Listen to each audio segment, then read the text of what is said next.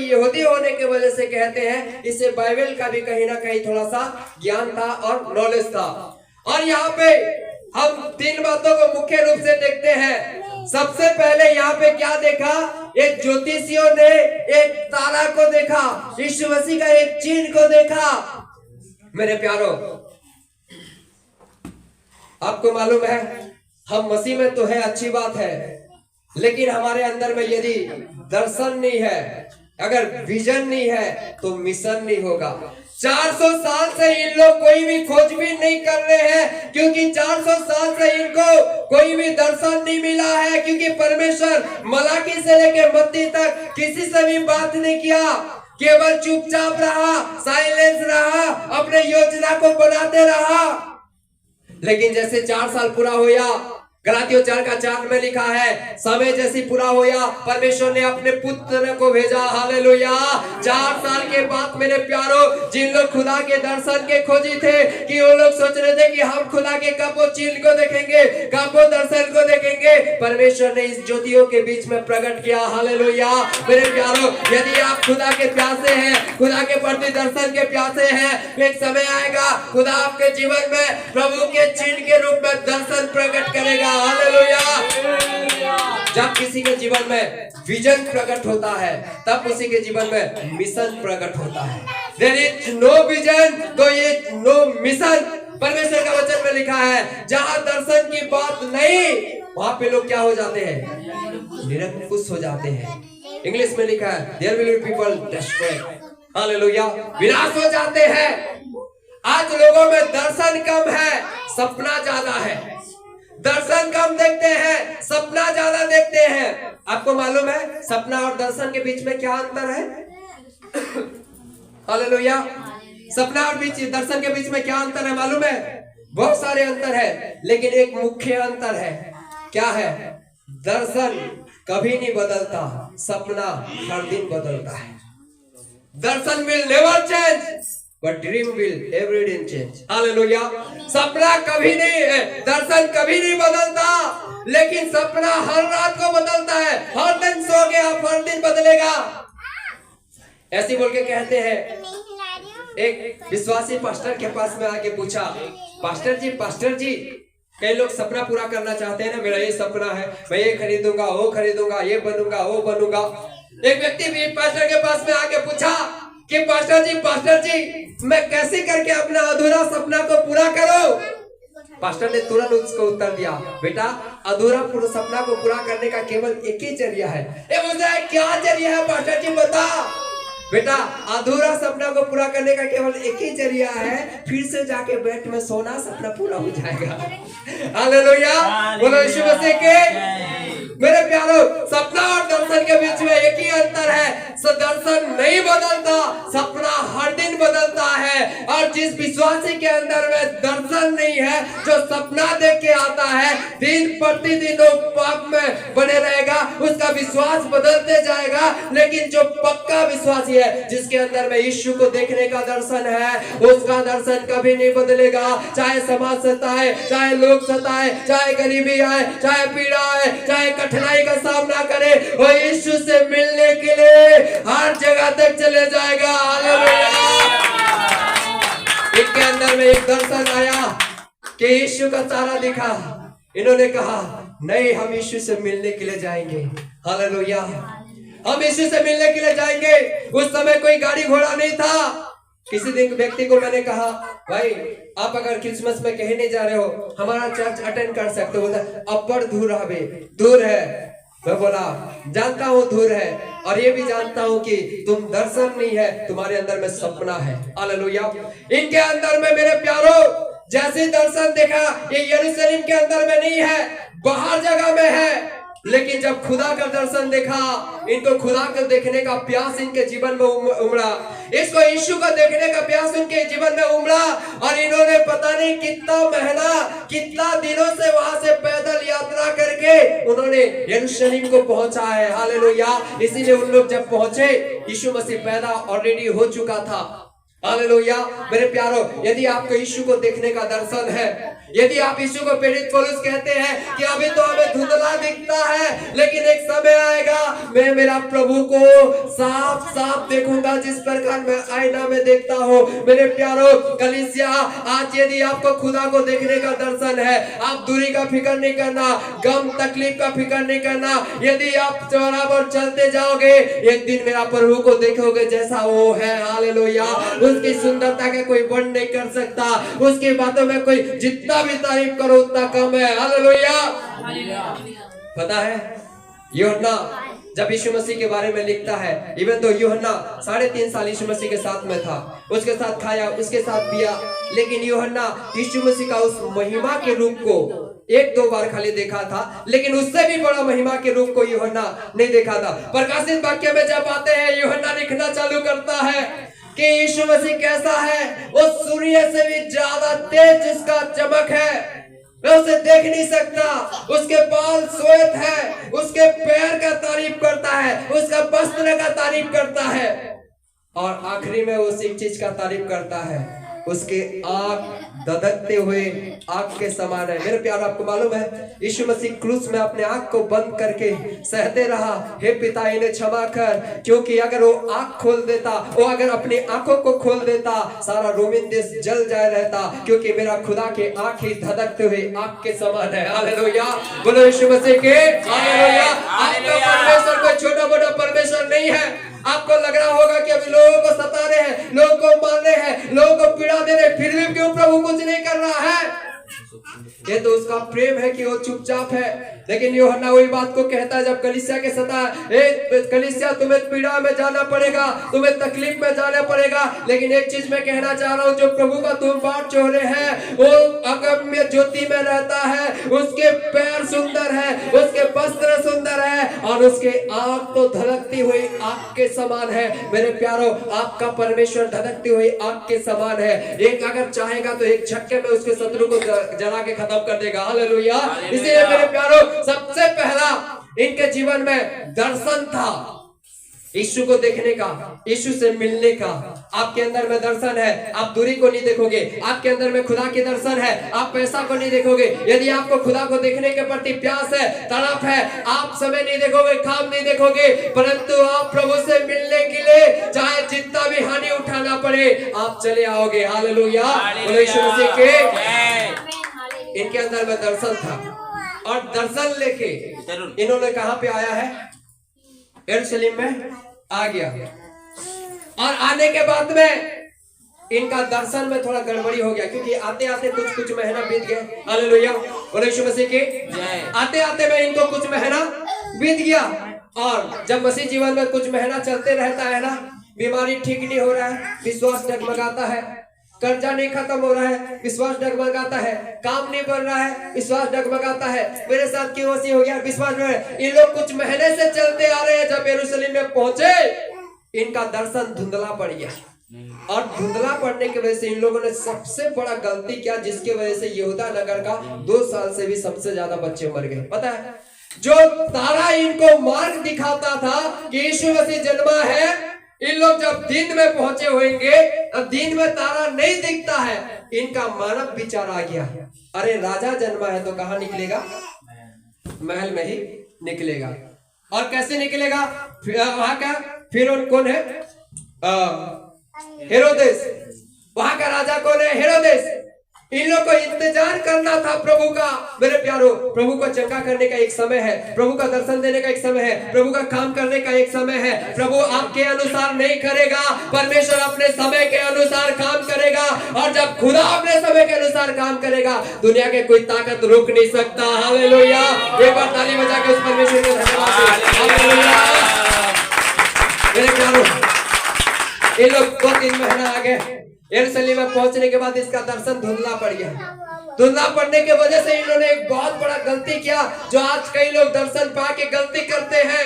शुरू में तो प्रभु से कह रहे थे, प्रभु मैं तेरा दर्शन दिखाओ, मैं तेरे लिए ये करूंगा, वो करूंगा, चांदी, माइकली, ढिकली, दुनिया भर का बात बोलेंगे, लेकिन कुछ महीना चलने के बाद, कुछ साल चलने के बाद, कुछ दिन चलने के बाद दर्शन धुंधला पड़ जाता है। जैसे अभी लोग, मुझे भी कुछ लोग देख रहे हैं तो मैं भी उनको धुंधला दिख रहा हूँ।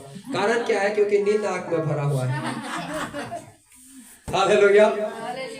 पास्टर तुम भी काले, तुम्हारा कोट भी काला, हम देखे तो कैसे देखे।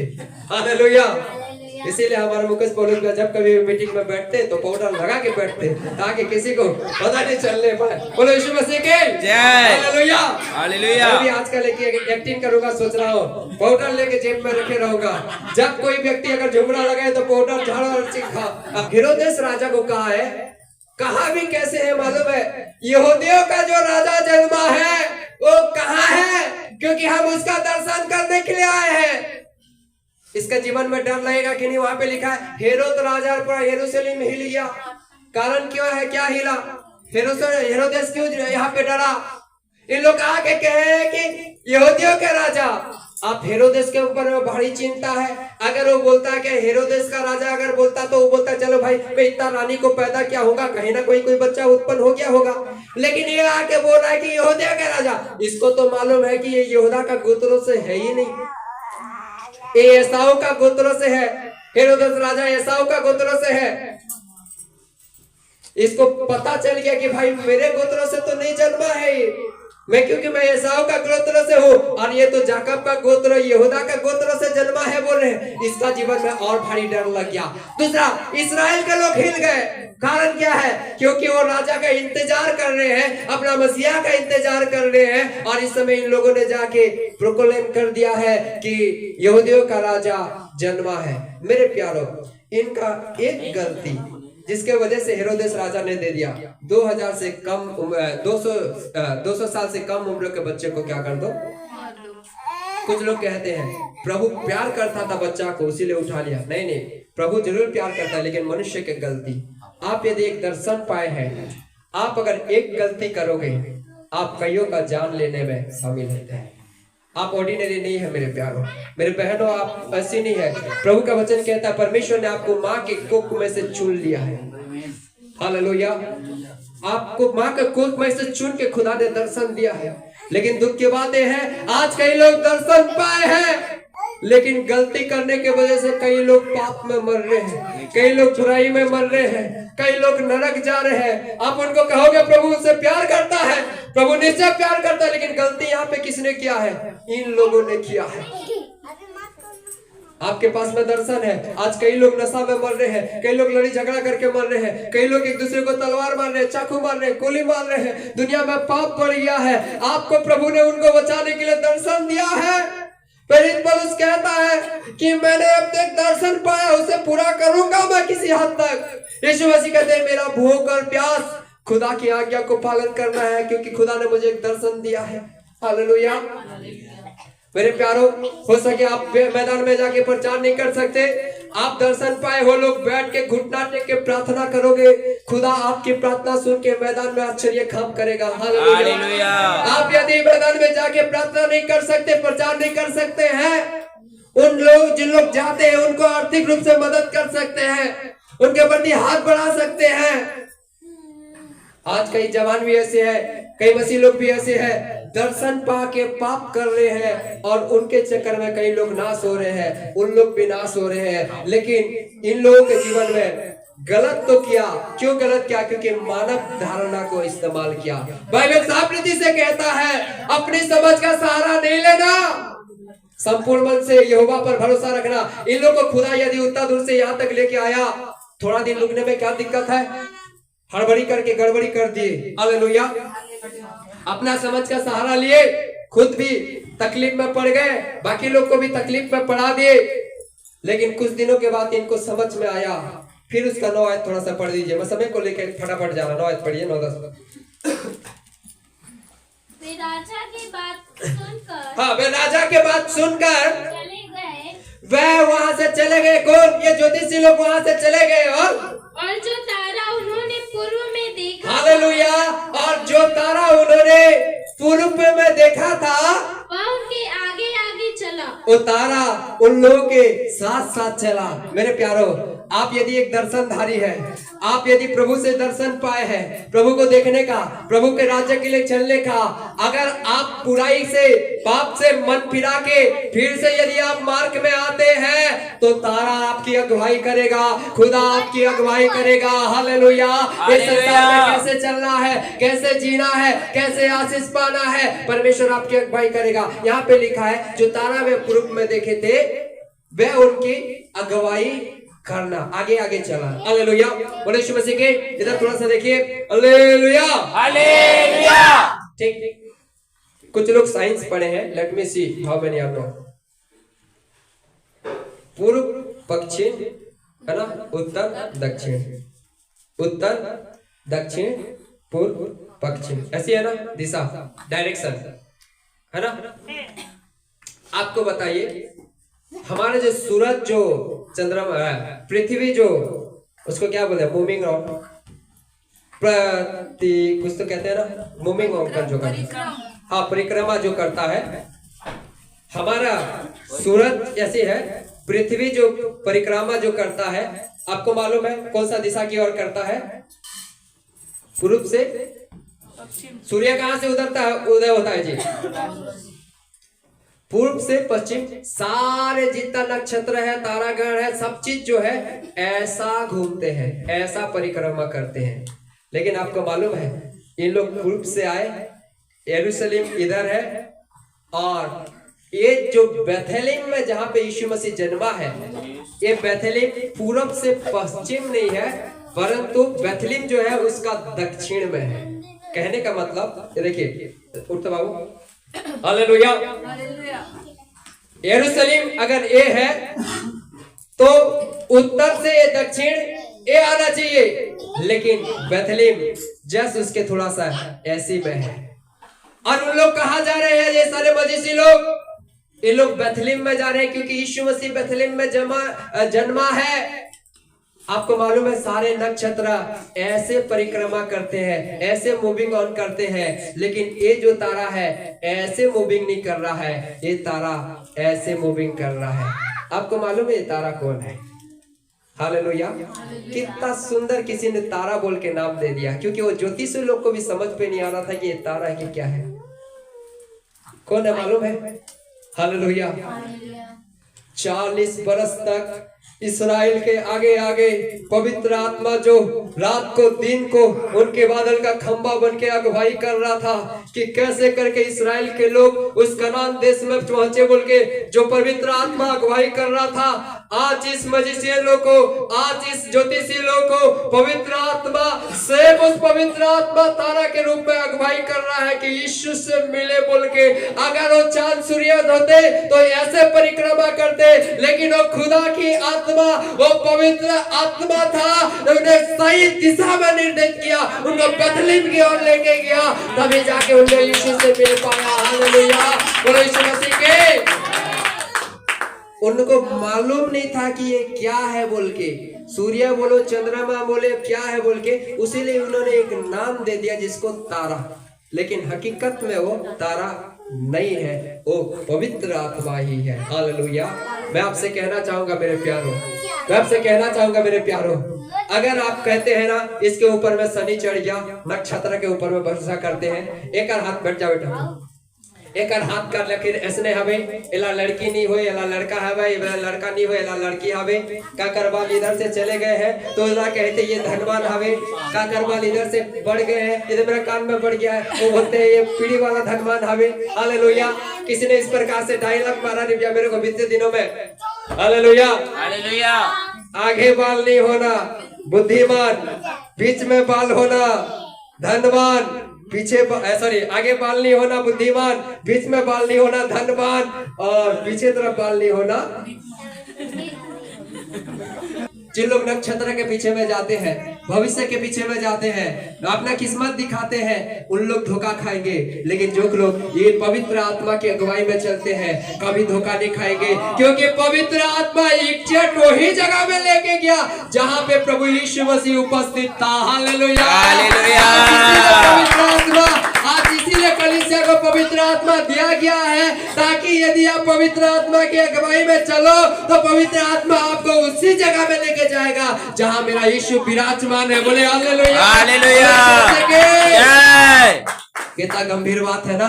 पवित्र आत्मा हमें इसीलिए दिया गया है मेरे प्यारो। इन्होंने क्या किया है, पवित्र आत्मा फिर से तारा उनकी अगुवाई करते हुए चला, पवित्र आत्मा उनकी अगुवाई करते हुए चला, और जो जगह में यीशु मसीह था, कहां पे यीशु मसीह पैदा हुए बोलते हैं, गौशाला में। हालेलुया, उसी जगह में पैदा हुआ। आपको क्या लगता है, राजा होके राजा महल में पैदा होना चाहिए ना? गौशाला में कहते हैं पैदा नहीं रखा गया था। Hallelujah, hallelujah. में क्यों पैदा हुआ आपको मालूम है? परमेश्वर ने वादा किया था, मैं दाऊद के वंश से एक अधिकारी को उत्पन्न करूंगा। बेथलेम में किसका घर था? बेथलेम में दाऊद का घर। उसी बेथलेम में ईसे का भी घर था, और उसी बेथलेम में परमेश्वर सामुएल ने आके दाऊद का अभिषेक किया था राजा के लिए। उसी को जब दाऊद जब राजा बन जाता है, उसी बेथलेम में अपना महल को बना के रखता है, उसी जगह में अपना महल को बना के रखता है। लेकिन पेर्सिया कुछ बात जब आते हैं, दाऊद के मरने के बाद पेर्सियन जब आते हैं और ग्रीक लोग जब आते हैं, दाऊद का महल को पूरा तोड़ फोड़ के सत्यानाश कर देते हैं। ऐसी है ना, पहले इजिप्ट शक्तिमान था, फिर उसके बाद मेदोपेसिया, फिर कैल्दियन, फिर इन लोग आए ना, ये सब राजा लोग है और राज्य लोग है। जब ग्रीक्स आए, ग्रीक्स ने दाऊद का महल को तोड़ के सत्यानाश कर दिया। लेकिन ग्रीक के बाद में दूसरा राजा कौन आया जब यीशु मसीह पैदा हुआ? रोमी सरकार आया। रोमी सरकार जैसे आया, उस दाऊद का महल को, उसने महल तो नहीं बनाया, लेकिन क्या बनाया मालूम है? सराय बनाया। सराय कैसी था मालूम? ये मैं बता दे रहा हूँ। ये आगे ठीक है, आगे दिनों में दिखाएंगे। खड़े हो जाओ, अभी खड़े हो जाओ, ठीक है। आप देखना, गांव तरफ का भी कुछ घर ऐसे रहता है ना, गांव तरफ इधर भी है, देखो गांव तरफ भी ऐसे घर रहता है ना, एक कमरा है, वो कमरा है, वो कमरा, वो कमरा, बीच में एक जगह खेलते हैं, है ना? आंगन, हाँ जो भी है, ठीक है, टेबली आंगन जो होता है, हाँ सॉरी आंगन हो रहा है, वो शब्द ठीक, ओके। हालेलुया। दाऊद का घर भी, उसका महल भी ऐसे बना था, एक कमरा, दो कमरा, तीन कमरा, चार कमरा, पांच कमरा, और बीचे में एक डेबड़ी बना के एक कुआं बना के रखा था। मेरे प्यारो, दाऊद के खत्म होने के बाद में एक राज्य आया, उसका महल को गिरा दिया। उसके बाद में जब रोमी सरकार आया, उस महल को उठाया नहीं, उस महल को उठाया नहीं, परंतु क्या किया है? हालेलुया। इधर देखिए, 2 मिनट देखिए, हालेलुया। उस महल को उन्होंने कहते हैं कि इसे गिराकर सराय बना दिया। और उसी समय ही लिखा है कि उन्होंने क्या किया? लूका ने सुसमाचार 2 अध्याय में लिखा है कि उन्होंने अपने नाम लिखाने के लिए बेथलेम को गए, और जैसे जैसे बेथलेम में गए हैं, सारे लोग आने की वजह से ये जो सराय है, ये सराय पूरा फुल है लोग, क्योंकि लोग आए हैं। इधर लोग हैं ये सराय में, क्योंकि उस समय जो सराय जो था ना, उसमें दरवाजा नहीं था, अगर दूर से देख सकते थे कि इसमें फुल है। जोसेफ की बीवी को लेके जाता है, इधर देखता है उसी दाऊद का महल में, इधर देखता है लोग फूल है, इधर देखते हैं लोग फूल है। और इन लोग क्या है, गांव वाले हैं, जिन लोग भेड़ बकरी को लेके आते थे, उन लोग एक दूसरा जगह में भेड़ बकरी रखने के लिए एक गौशाला बनाए थे। कारण क्या है? क्योंकि इन लोग सोते समय भेड़ बकरी मैं करता था, इन लोगों को खाना उना को भी भेड़ बकरी खा देता था, इसीलिए उन लोग क्या करते थे, गौशाला थोड़ा सा उसके सामने में रखकर उस भेड़ बकरी के ऊपर में रस्सी बांधकर इन लोग रखे, इन लोग सराय में है। और उसी समय जोसेफ को कहता है, जैसे मैं वचन खाली आप पढ़े, आप बता रहा हूँ, जब मरियम को लेके आता है तो उसका पीड़ा उसी समय बढ़ जाता है। लोग जिस समय 2 अध्याय पढ़ के देखे, पीड़ा बढ़ जाता है। और जोसेफ ढूंढने लगता है, इसके कहाँ लो, सराय में सब जगह भरा है। मेरे प्यारो, सारो कमरा भारी है। जोसेफ उसकी बीवी को सेम उस दाऊद के घर में, ऐसी कहते हैं इतिहासक लोग कहते हैं, मैं 100% नहीं कह रहा हूँ, नहीं कह सकता, इतिहास लोग कहते हैं, क्योंकि मैं उस जगह में देखा नहीं हूँ। सेम उसी जगह में दाऊद के महल में खड़ा करता है। इसका पेट पीड़ा बढ़ रहा है, लोग कहते हैं कि सराय में जगह दो, सराय में जगह दो, सराय में जगह नहीं है।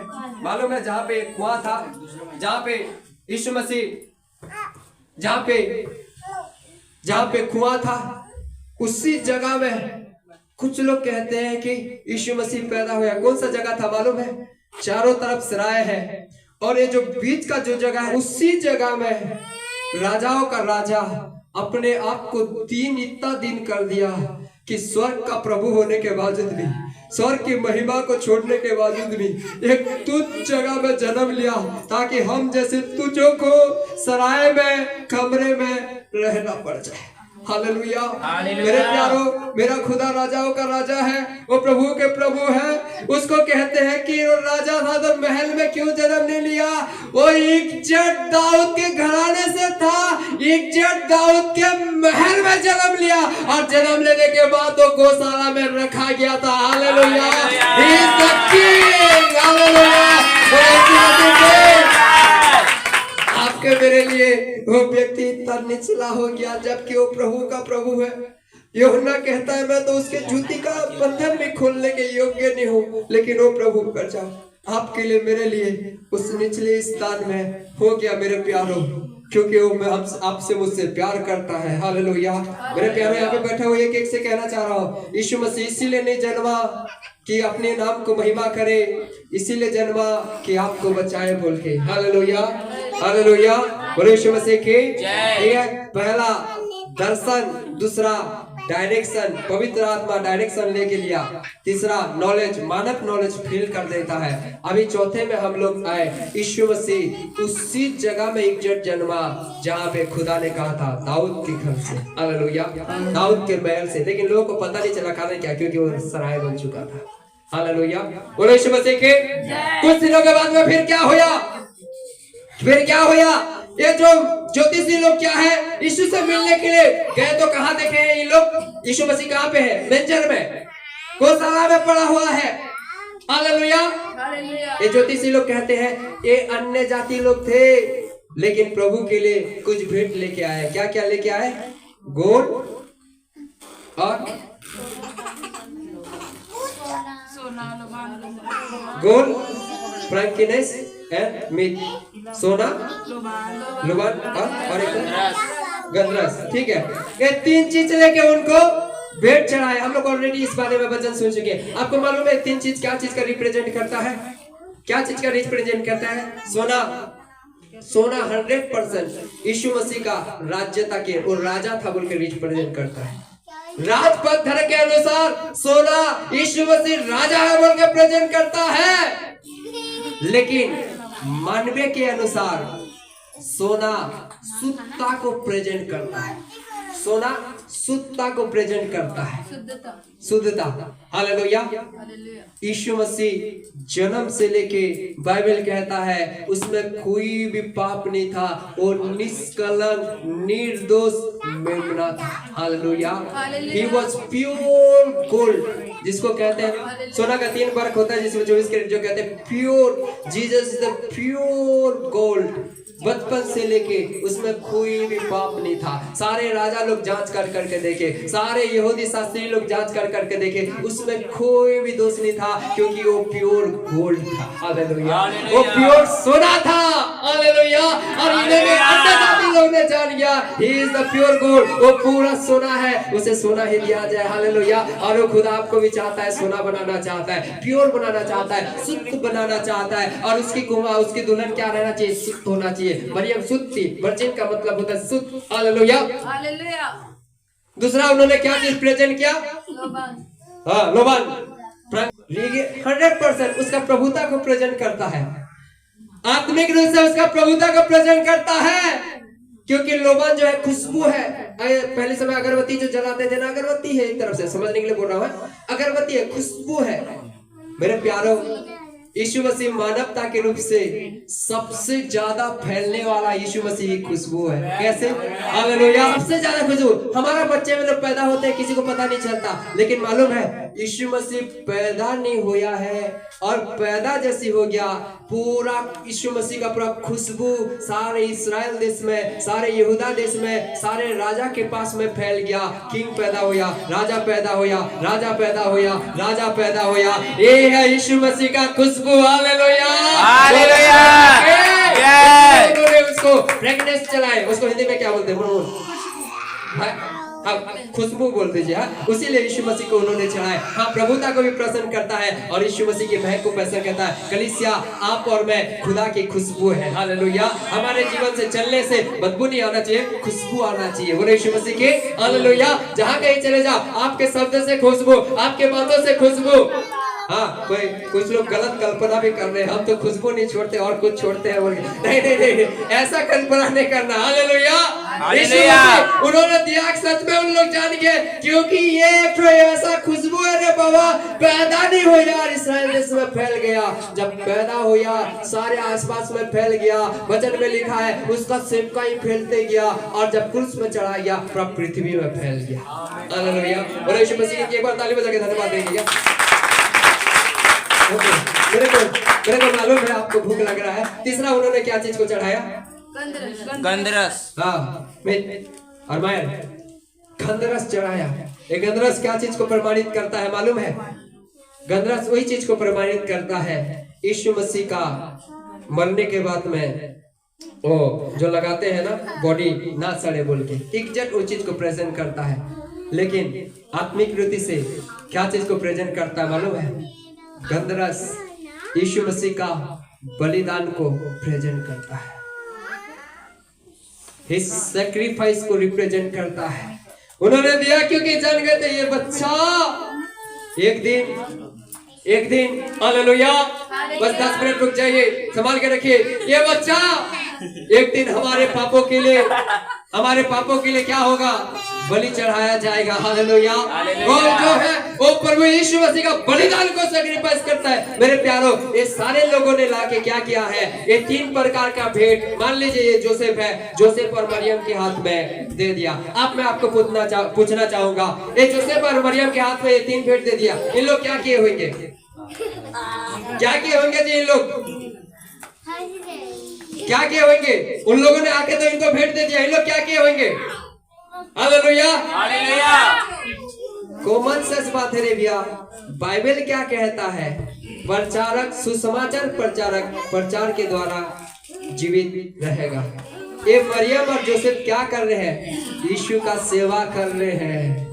और यीशु का सेवा करने वालों को प्रभु ऐसे ऐसे मैजिशियन को, ऐसे ऐसे एस्ट्रोलॉजिस्ट को, ऐसे ऐसे डॉक्टर को, ऐसे ऐसे कम पढ़े लिखे लोगों को भी, अनपढ़ लोग को भी, गरीब लोग को भी प्रभु भेजता है ताकि भेंट लेकर ये सेवा करने वालों को चढ़ाए बोल के। उस मरियम और जोसेफ ने उस सोना चांदी को कुछ नहीं किया, उन्होंने बेचकर वहां से लेके बेथलेम से लेके, आपको मालूम है नजारत में क्या, मिस्र में क्या, सारे पूरा खर्चा उसी सोना चांदी, उसी गंधरस, क्योंकि वो बहुत महंगा चीज था, उसी से सारा खर्चा लिया। इसीलिए प्रभु का वचन कहता है वचन का सेवक परमेश्वर का वचन के द्वारा जीवित रहेगा। हालेलुया।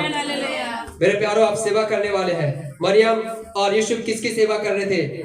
यीशु का सेवा कर रहे थे। आप और मैं किसकी सेवा कर रहे हैं? यीशु का सेवा कर रहे हैं। यीशु कहीं ना कहीं से हमारे लिए प्रबंध करेगा। हालेलुया।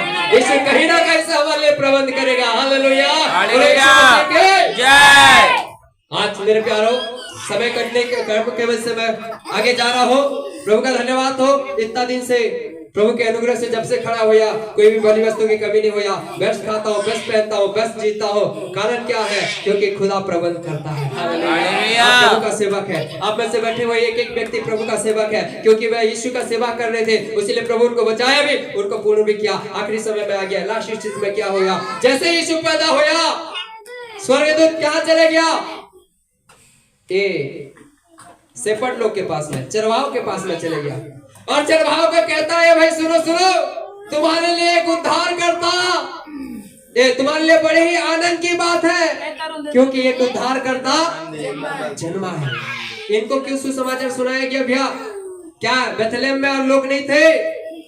बेथलेहम में लोग नहीं थे क्या?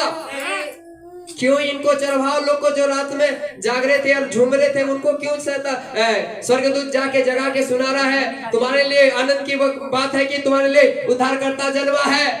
कारण यही है, कुछ हिस्ट्रियन कहते हैं ये जो चरवाहा थे ना यरूशलेम के इधर जो मंदिर है, अगर कोई व्यक्ति पाप करता था तो पाप के पश्चाताप के लिए भेड़ को बलि करता था कि हमारा पाप खत्म हो गया, क्षमा हो गया बोल के। हालेलुया।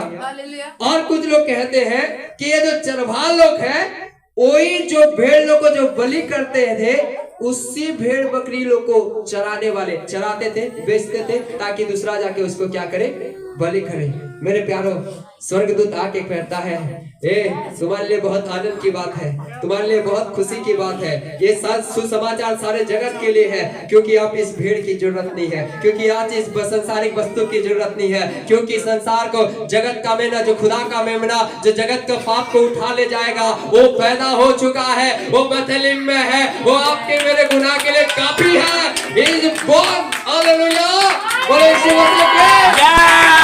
चरवाहा लोग सुन के आनंदित हो जाते हैं। आप इसके पीछे कौन जाएगा रे भैया? आप तो जाना है तो यीशु के पीछे जाना। लूका यीशु समाचार 2 अध्याय में लिखा है उन लोग सब कुछ को छोड़ के यीशु के पास में मिलने चले जाते हैं। हालेलुया। इसीलिए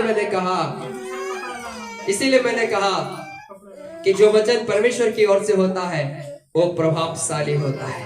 हालेलुया। परमेश्वर जैसे जैसे वादा किया था एग्जैक्ट सारे चीजों को पूरा किया, क्योंकि परमेश्वर की ओर से जो वचन होता है वो प्रभावशाली होता है। उससे पहले मत्ती सुसमाचार 2 शब्द कह के मैं समाप्त करूंगा। मत्ती सुसमाचार 1 अध्याय उसका 18 पद से लेके 2 लोग का स्टोरी है। किसका मालूम है? मरियम और जोसेफ का स्टोरी है। क्रिसमस का मेन हीरो कौन है? क्रिसमस का मेन हीरो कौन है? हालेलुया। क्रिसमस का मेन हीरो यीशु मसीह है, सेंटा क्लॉज नहीं है। क्रिसमस का मेन हीरो ट्री नहीं है, पेड़ नहीं है, यीशु मसीह है। क्रिसमस का मेन हीरो केक नहीं है, यीशु मसीह है। हम लोग कई बार इसीलिए गड़बड़ी होता है कि यीशु को पीछे करके सेंटा क्लॉज को खड़ा कर देते हैं। नहीं, क्रिसमस का मेन हीरो यीशु मसीह है। हालेलुया। मरियम के बारे में थोड़ा सा बोल दे रहा हूँ। मरियम और यीशु कहते हैं मंगनी हो चुका था, उनके पेट में क्या हो गया है? मरियम के कोख में एक बच्चा गर्भवती हुई। पता है, एक सही पारिवारिक रिश्ता को दर्शाता है, एक सही पारिवारिक रिश्ता को दर्शाता है। अगर चाहता तो यूसुफ मरियम को छोड़ के चले जा सकता था, लेकिन मेरे प्यारो वचन कहता है जो जिससे प्यार करता है सारे गुनाहों को ढाप देता है। ये तो मरियम में कोई भी गुनाह नहीं थे, उसका पति उसका साथ नहीं छोड़ा। हालेलुया। उसका पति उसका साथ नहीं छोड़ा, जबकि उसका पूरा शादी नहीं होया था, मंगनी होया था, लेकिन उसका साथ नहीं छोड़ा। मेरे प्यारो, आज कई पत्नी लोग हैं, कई पति लोग हैं, अपना साथ छोड़ देते हैं। कुछ दिन चलने के बाद, कुछ साथ चलने के बाद, कुछ महीना चलने के बाद में साथ छोड़ देते हैं। इसीलिए दुनिया में अलग अलग प्रकार का रीति रिवाज निकल रहा है। आपको मालूम है, lesbianism, gay marriage, living relationship, ये सब कुछ प्रकट हो गया है। Gay marriage, lesbianism, living relationship, ये सब कुछ प्रकट हो गया है। गे मैरिज क्या है? पुरुष पुरुष के साथ में विवाह करना। लेस्बियनिज्म क्या है? स्त्री स्त्री के साथ में विवाह करना। और तीसरा क्या बोला? Living relationship. लिविंग रिलेशनशिप क्या है मालूम है? एक लड़का लड़की बगैर विवाह के पति पत्नी के समान में रह सकते हैं, सरकार पूरा अनुमति है, सरकार कुछ नहीं करेगा। लड़का लड़की बगैर विवाह के पति पत्नी के समान में रह सकते हैं, लेकिन कुछ साल के बाद में यदि पत्नी को लगेगा, उस लड़की को लगेगा कि मुझे लड़का ठीक नहीं है, तो लड़की छोड़ सकती है। पत्नी को, पति को, लड़का को लगेगा कि लड़की ठीक नहीं है, तो लड़की छोड़ सकती है। आज का दुनिया है, लेकिन इनका पति पत्नी का रिश्ता देखो, एक बार बात हो गया, उन्होंने मरते दम तक साथ नहीं छोड़ा। पति पत्नियां, अगर आप भविष्य में भी होंगे किसी का पति किसी का पत्नी, हर परिस्थिति में आपका जीवन साथी का साथ नहीं छोड़ना।